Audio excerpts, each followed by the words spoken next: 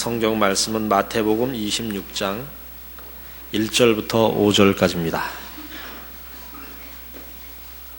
마태복음 26장 1절부터 5절까지입니다.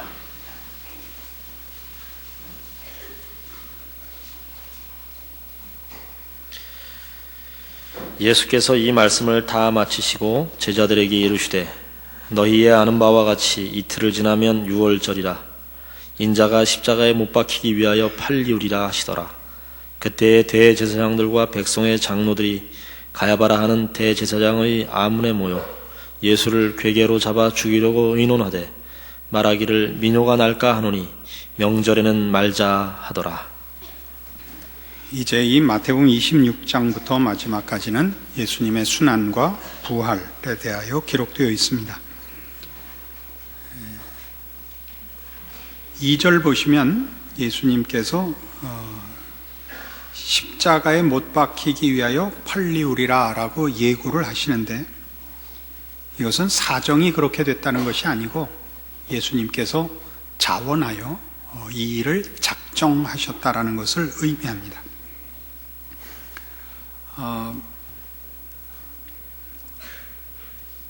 복음서를 보시면 예수님께서 당시 종교적, 정치적 지도자들과 여러 번 충돌이 있었고,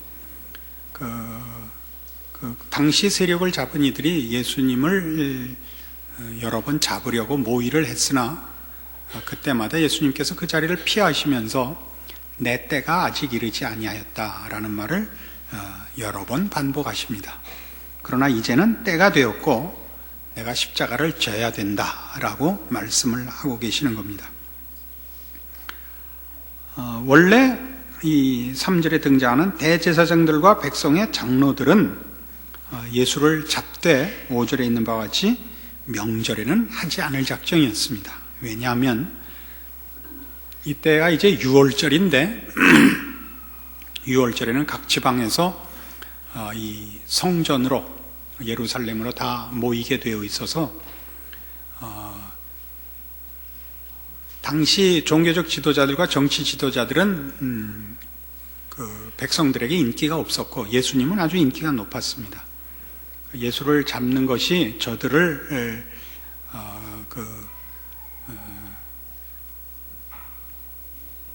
저들의 분노를 살까 두려워해서 계획으로는 명절에 하지 않을 작정이었는데 뒤에 26장 17절 이하에 보시면 최후의 만찬이라 우리가 이름하는 저녁 식사에 관한 기록에 이렇게 나옵니다. 17절 이하. 무교절의 첫날에 제자들이 예수께 나와서 가로되 유월절 잡수실 것을 우리가 어디서 예비하기를 원하시나이까. 그래서 이제 유월절을 19절에 보면 준비하고 20절에 저물 때 예수께서 12제자와 함께 앉으셔서 저희가 먹을 때 이르시되 내가 진실로 너희에게 이르노니 너희 중에 한 사람이 나를 팔리라 를 말씀하시고, 누가 팔겠습니까? 그러자 23절에 그릇에 손을 나와 함께 그릇에 손을 넣는 그가 나를 팔 것이라. 25절 예수를 파는 유다가 대답해 가로되 라삐어 내니까 대답하시되 네가 말하였도다 이렇게 나옵니다. 요한복음 13장의 기록에 의하면 이 예수님의 이 말씀에 대해서도 제자들은 그렇게 유다가 팔 것이라고 이해하지는 못했던 것 같습니다. 한번 보실까요? 요한복음 13장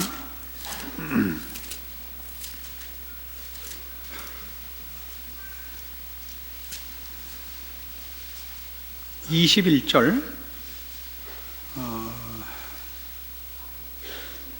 21절 예수께서 이 말씀을 하시고 심령에 민망하여 증거하여 가라사대 때 내가 진실로 진실로 너희에게 이르노니 너희 중 하나가 나를 팔리라.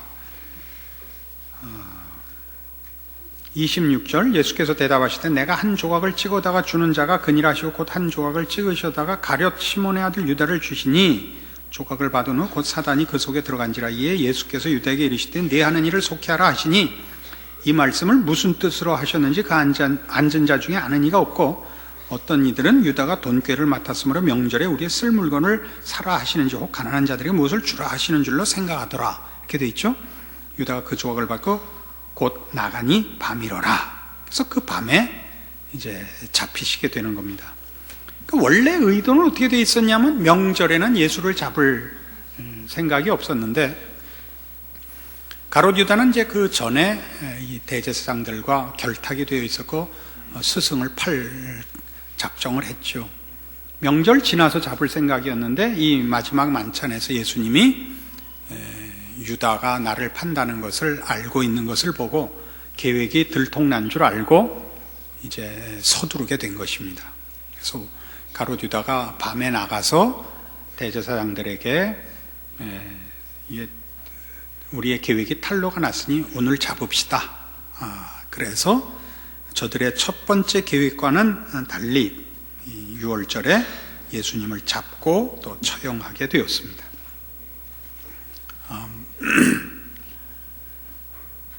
우리가 이 예수님의 돌아가신 사건을 보면 우리 생각에는 하나님께서 예수님을 십자가에 못 박는 것보다 당시 로마의 황제가 되게 하는 것이 더 쉽지 않았을까?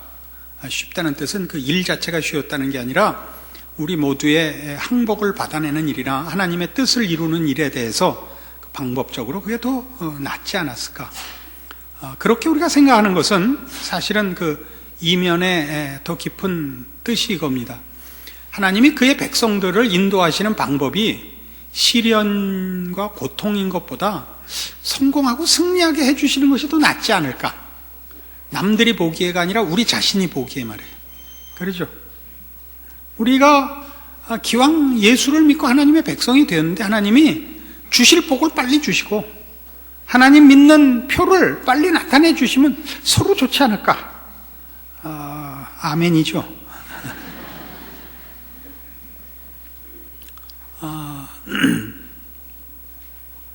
예수님이 자발적으로 원하셔서 죽으셨다는 것이 확인되면 될수록 그런 생각이 더 난다고요. 여러분 그 유명한 슈바이처 박사, 우리 인류가 배출한 위인 중에 끼는 사람이죠. 평생을 아프리카에서 그 문명의 오지에서 인수를 베푼 사람으로 우리가 잘 알고 있습니다.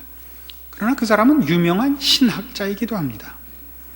그는 신학적으로는 매우 난감한 사람으로서 예수님은 역사의 수레바퀴를 돌리려고 애를 쓰다가 그 바퀴에 깔려 죽은 사람이라 이렇게 말을 하고 있습니다. 그래서 예수의 죽으심이 자원한 것이 아니라 그 가르침과 그 의도가 당시에 먹혀들지 않자 이 자폭의 길을 걸을 수밖에 없었다. 이렇게 이해하고 있습니다. 그 편이 더 쉽죠, 이해하기가. 왜냐하면 자원해서 십자가를 진다 하는 것은 우리로서는 좀 납득이 안 갑니다. 인간의 생각으로는. 그러나 우리가 확인해야 할 것은 이렇게 하는 것이 하나님의 하나님 되심에 부합합니다. 하나님이 만드신 인간이 타락하여 하나님께 항거하고 죄에 빠졌습니다. 우리 생각으로는 이걸 다 쓸어버리고 새로 만들면 쉽지 않는가 이런 생각이 드는데 하나님은 그러시지 못하는 분입니다. 그의 영원하심이 그렇습니다. 그의 속성이. 하나님은 실패치 않으시는 분입니다. 지우고 다시 한다는 것은 능력과 방법이라는 면에서는 또 지름길로 보입니다마는 그럼 그가 전에 하신 일이 실패했다는 뜻이 되고 그런 무슨 하나님이 그런 말을 듣는 게 싫어서 그러셨다는 뜻이 아니라 하나님은 그렇게 못하시는 분입니다. 그의 속성이 그러십니다. 그리고 또 이렇게 하시는 데에는 우리라는 존재가 비록 하나님의 피조물이요 하나님은 조물주로는 이런 건널 수 없는 격의 차이가 있음에도 불구하고 우리가 대단히 고급한 존재라 하는 뜻이 들어 있습니다. 그래서 예수님께서 우리를 위해 십자가를 지셨다 하는 것은 쉬운 방법으로 우리 쉬운 해결을 우리가 해결하고 싶은 쉬운 것을 놓고 생각하지 마시고 도대체 하나님은 어떤 분이시고 우리는 도대체 얼마나 굉장하기에 이렇게 하셨을까, 이런 식으로 여러분의 생각을 몰고 가셔야 됩니다. 하여튼 그래서 이 예수님의 이 순환은 사도행전 2장에 나오는 베드로의 설교 속에 이렇게 요약되어 있습니다. 사도행전 2장 22절입니다. 이스라엘 사람들아, 이 말을 들으라. 너희도 아는 바에 하나님께서 나사렛 예수로 큰 권능과 기사와 표적을 너희 가운데서 베푸사 너희 앞에서 그를 증거하셨느니라. 그가 하나님의 정하신 뜻과 미리 아신 대로 내어준 바 되었거늘 너희가 법 없는 자들의 손을 빌어 못 박아 죽였다, 이겁니다. 23절에 이 예수님의 죽으심에 대하여 두 손길이 있었다는 거죠. 하나는 하나님의 손길이 있었습니다. 손길은 하나님의 정하신 뜻과 미리 아심입니다. 하나님의 계획이 있었다. 또 하나의 손길은 뭐냐? 법 없는 자들의 손입니다. 그런데 재미있는 것은 하나님의 뜻과 이 범죄자로 표현된 이 세력은 하나님의 뜻을 거부하는 죄악된 세력입니다. 윤리 도덕적 차원의 죄악됨이 아니고 하나님의 뜻을 반대하는 죄악입니다. 근데 이 세력은 하나님의 일을 방해하자는 것이고 거스르자는 것인데, 이 하나님의 뜻과 이 거스르는 손길이 합력해서 하나님의 뜻을 이룬다는 사실입니다. 이게 중요합니다. 왜냐하면 우리가 아까도 얘기한 바와 같이 예수님이 십자가를 지는 것보다 로마 황제가 되는 게 더 쉽지 않았느냐라는 식의 사고방식, 신자된 우리를 하나님께서 진정 사랑하시고 하나님의 백성으로 만들기를 원하신다면 시련의 길을 걷게 하는 것보단 형통한 길을 걷게 하시는 것이 더 낫지 않겠느냐라는 식의 생각을 여기서 교정하게 만들기 때문입니다. 우리에게 일어나는 어떤 일들, 시련이나 장애나 고통이나 우리가 봐서는 그것들이 오히려 우리의 신앙을 방해하며 신자된 길을 굽게 만든다고 생각하는 부정적인 요소라고 생각하는 것들이 실상은 합력하여 하나님의 뜻을 이루는 것들이라는 사실에 대한 이해입니다. 성경의 표현대로 하자면 참새 2마리가 한 아사리온에 팔리는 것이 아니냐. 그러나 이 중에 하나라도 하나님이 허락지 아니하면 땅에 떨어지지 아니하느니랍니다. 이것이 중요한 우리의 믿음의 중요한 그 시각이어야만 합니다. 이런 식의 그 이해는 말하자면 성경 안에 그 예가 많습니다. 대표적인 예로 사도 바울을 들어봅시다. 기독교 역사상 사도 바울만한 하나님의 종은 없습니다. 그는 어느 모로 보나 모범적이며 가장 능력이 있으며 충성된 위대한 하나님의 사람입니다. 그런데 그가 하나님의 위대한 사람이려면 그의 경력이 처음부터 끝까지 흠없이 이렇게 흠모할 만한 것으로 이어져야 할 것으로 생각되지만, 사실 사도 바울은 치명적인 경력을 갖고 있습니다. 그는 스데반을 죽였습니다. 그는 유대인 중에 유대인으로 태어나며 바리새인이며 가말리엘 문화에서 수학한 로마 시민권을 가진 당시 정치, 교육, 종교 어느 부분에서나 당시의 엘리트입니다. 그런데 이 엘리트를 하나님이 이렇게 준비하셔놓고 예수님의 12제자 중에 안 넣어주셨고 오히려 그 반대편에 세워놨단 말입니다. 그는 기독교도들을 박해해서 이쪽 예수 믿는 그룹에서는 가장 무서운 적이었고 가장 제거해야 할 공적이었습니다. 그는 스데반을 죽였고 예수 믿는 자들을 박해하기 위해 다메섹으로 가다가 예수님을 만나 개종합니다.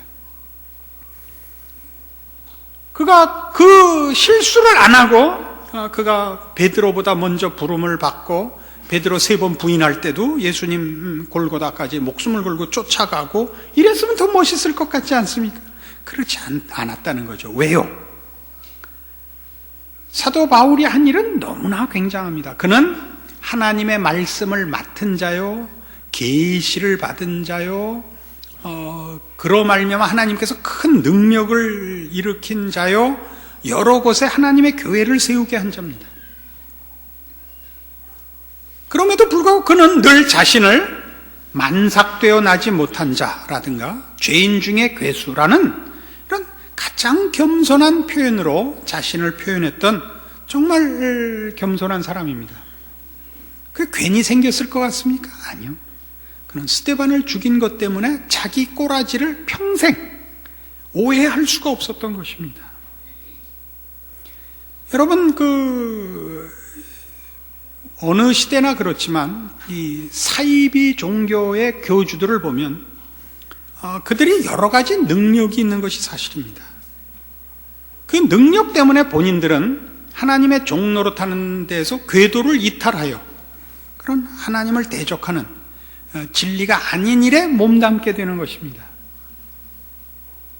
하나님의 일을 하는 것이 왜 여러 가지 그런 위험을 초래하게 되느냐 하면 하나님께서 허락하시는 말씀이나 간섭하시는 능력이 너무 대단하기 때문에 그것이 자기로부터 나오지 않고 하나님께로부터 맡은 것이라는 걸 알게 하기 위한 본인의 초라함과 피조물의 한계를 확인하는 좌절을 갖지 않고는 그 일을 감당을 못합니다.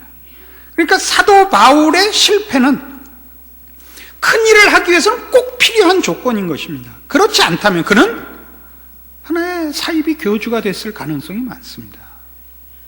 그런데 이런 치명적인 과거만으로도 부족해서 하나님이 그에게 사단의 가시를 주었다. 우리는 고린도후서 12장에서 그 사실을 봅니다. 사도 바울은 몸에 사단의 가시를 가지고 있어서 주께 이걸 뽑아달라고 3번이나 간구했답니다. 그게 뭔지는 모릅니다. 네, 서신서의 표현에 너희가 할 수만 있다면 너희 눈이라도 빼서 나를 주었을 것이라 라는 표현을 근거로 해서 안질이었을 것이라 라고 추측하는 학자들도 있고, 내 몸에 너희를 시험하는 것이 있다 라는 그 시험한다는 그 단어가 간질병의 그 단어와 어근이 같기 때문에 간질병일 것이라 라고 추측하는 학자들도 있습니다. 그러나 하여튼 그에게 치명적인 약점이 있었던 것이고 그 약점이 남에게 보이는 것이었던 것으로 추측이 되어서 간질병일 가능성이 많은 것으로 봅니다. 그런데 간질병이냐 아니냐는 상관이 없고 그저 우리가 상상을 할 수 있습니다. 설교 잘하고 병자를 고쳐내고 그리고 휘딱 뒤집어져서 개거품을 뿜었다 합시다. 여러분 은혜 받겠습니까? 제가 가진 최고의 약점도 약간 용모가 따라주지 않는 거, 이게 유일한 약점인데 이게 얼마나 여러분에게 손해가 될 때가 많습니까? 그렇죠? 그 말씀은 참 기가 막힌데 포장이 좀 아니라서 그런 표정을 제가 읽지요. 그러나 하나님의 답은 이것이었습니다. 바울에게 준 답은 이겁니다. 내 은혜가 네게 족하도다. 이는 내 능력이 약한 데서 온전하여짐이라.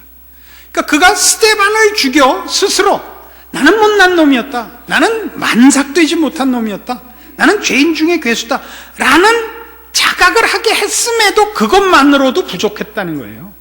그래서 뭘 박아놨다고요? 사단의 가시를 박아놨어야만 됐다고요.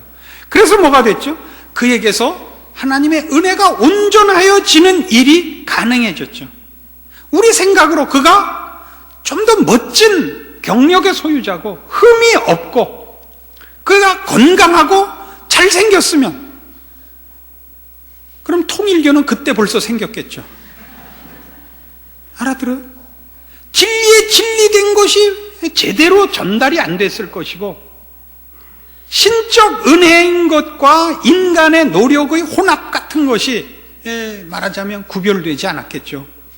그러니까 우리의 인생살이도 보면 또 우리의 존재도 보면 우리에게 이것은 손해요, 이것은 왜 줬는지 모르겠다, 왜 나에게 이런 고통을 줬을까, 이런 모든 것은 여러분에게 가장 필요하고 적합한 것이기 때문에 하나님이 허락하시는 것입니다.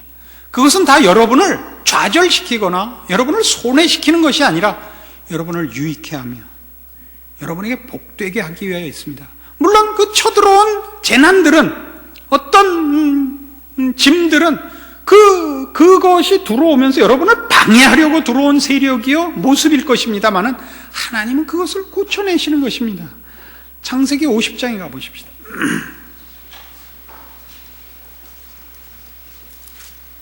창세기 50장 15절.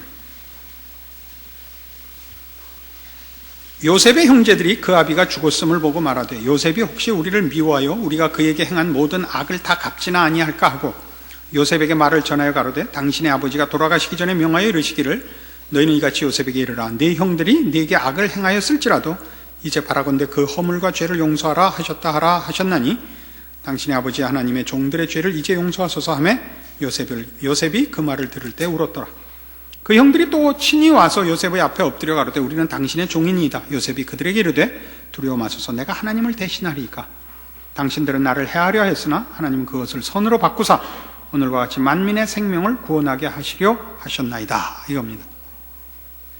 요셉은 야곱의 11번째 아들이었고 그를 매우 편애해서 형들의 시샘을 사게 됩니다. 형들은 들판에 나가 노숙을 하며 양을 쳐야 되는데 요셉만은 집에서 호의호식하고 편안하게 지냈습니다. 형들이 그를 미워했고 드디어 기회를 봐서 그를 죽이려다가 차마 자기 손으로 못 죽이겠으니까 지나가는 미디안 대상들에게 팔았습니다. 그는 애굽 시위대장 집에 종으로 팔려서 종노릇했고 그래서 무고를 당하여 감옥에 들어가서 감옥살이를 합니다. 그래서 종노릇하며 죄수하며 하는 처절한 인생을 10년 이상 보낸 것으로 추측이 됩니다. 그리고 그는 총리가 됩니다. 그리하여 당시 애굽과 그 인근 지방에 들었던 7년 기근을 견뎌내며 세상을 구하는 주인공이 됩니다. 그때 이 가나안에 살던 그 자기 식구들, 아버지와 형들마저도 이 동생에 의하여 구원을 얻게 되고 애굽에 내려와 살게 되어 이스라엘 민족이 만들어지는 그 말하자면 중요한 공헌을 하게 됩니다. 형들은 그를 죽이려고 팔아먹었지 이런 하나님의 뜻에 대해서는 전혀 생각이 없었습니다. 요셉은 그의 긴 고난의 세월 동안 이게 왜 이런 일이 생겼는가? 빨리 누명을 벗는 것, 빨리 죄인의 자리에서 벗어나는 것 외에 무슨 생각을 했겠습니까? 그러나 나중에 그런 모든 것들이 자신을 총리로 만들었고 세상을 구했고 자기 민족을 만들게 됐다는 사실을 알게 돼요. 구원받은 형들이 나중에 와서 지금 조금 전에 본 바와 같이 아버지가 죽자 요셉이 복수를 할까봐 와서 엎드려 빌지 않습니까? 목숨을 구걸할 때 뭐라 그럽니까? 20절에 있는 바와 같이 당신들은 나를 해하려 하였으나 하나님은 그것을 선으로 바꾸사 오늘과 같이 만민의 생명을 구원하게 하셨습니다. 라는 이해의 자리에 도달한 것을 봅니다. 여러분의 신자된 인생 속에 여러분을 괴롭히고 짐이고 장애물인 것이 무엇입니까? 경제적인 것입니까? 학벌입니까? 세상적 지위입니까?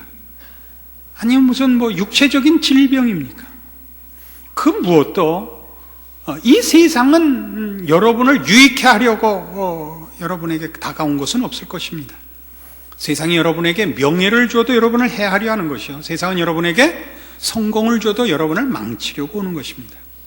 또 더 적극적으로, 직접적으로 질병으로, 가난으로, 무슨 삶의 여러 고난들로 여러분을 공격할 수 있습니다.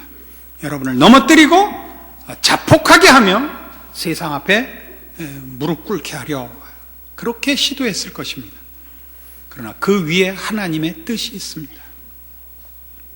하나님은 그 모든 것을 바꾸어 여러분을 유익해 하며 여러분을 하나님의 사람으로 충만케 하며 승리케 하며 영광되게 하실 것입니다. 여러분은 지금 그것이 여러분 안에서 무엇을 만들어내는 줄 모르실 것입니다. 그러나 그것이 무엇이든지 간에 여러분을 얼마나 낙담케 하고 여러분을 얼마나 실망케 하고 혹 여러분을 얼마나 분노케 하는지 몰라도 결국은 그 모든 것이 합력하여 선을 이룸을 우리는 믿습니다. 왜 하나님은 이런 식으로 할까? 우리 생각보다 높으신 하나님의 지혜이기 때문에 그렇습니다. 여러분의 이해가 미치지 않는다고 해서 잘못된 것은 아닙니다. 우리가 믿는 하나님은 경이로우신 분입니다. 경외해야 마땅한 분입니다. 우리의 찬송과 감사를 받으시기에 합당한 분입니다. 그는 우리를 위하여 그 아들을 주신입니다. 그 아들과 함께 다른 모든 것을 은사로 주지 아니하시겠느냐. 사도 바울의 고백입니다. 여러분의 인생을 너무 고통을 기준하여 보지 마시고, 여러분의 짧은 생각으로 판단하지 마시고, 그 아들을 아끼지 아니하시고 주신 우리 하나님의 사랑과 능력의 인도하심에 맡기는 믿음의 순종과 기다림으로 승리하시고, 그래요, 하나님의 인도하심에 기이한 결과를 맛보는 자랑과 감사의 날을 맞으시기 바랍니다. 기도하십시다. 하나님 아버지, 은혜를 감사합니다. 하나님을 아버지라 부르는 이 신앙 고백과 이 하나님의 자녀된 운명의 승리를 우리로 이해하게 하사 우리를 지키시며 구원하시며 인도하시며 마침내 도달케 하실 하나님의 뜻을 내다보는 믿음의 눈으로 하루하루를 승리하는 저희들 되게 하사 믿음으로 승리하는 성도들의 삶을 우리로 지키게 하시며 또 그 끝을 보게 하사 우리 하나님 영광 받으시옵소서. 예수님 이름으로 기도합니다. 아멘.